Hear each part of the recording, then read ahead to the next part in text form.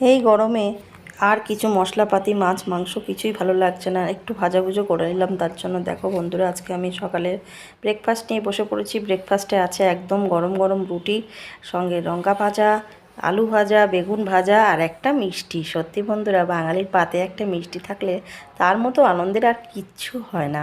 তো যাই হোক, দেখো আমি মানে আর লঙ্কাটা একদম আলু ভাজার সঙ্গে ভালো করে ডলে নিলাম। আমার না ভীষণ ভালো লাগে আলু ভাজার সঙ্গে লঙ্কা খেতে, আমার খুব মানে একটা ফেভারিট খাবার যাকে বলে।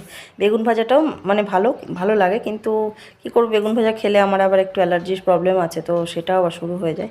যাই হোক, দেখো ভালো করে মেখে নিয়ে একদম মুখের মধ্যে দিয়ে দিলাম। সত্যি বন্ধুরা, বাঙালির আলু ভাজা রুটি এটা একটা বাঙালির খাবার, মানে সিম্বল যাকে বলে। তো সঙ্গে দেখো মিষ্টি থাকলে আর তো কোনো ব্যাপারই না। তো মিষ্টিটাকেও একটা টুকরো একটা বাইট দিলাম। সঙ্গে দেখো দারুণ লাগছে খেতে, সত্যিই বন্ধুরা জমে গেল।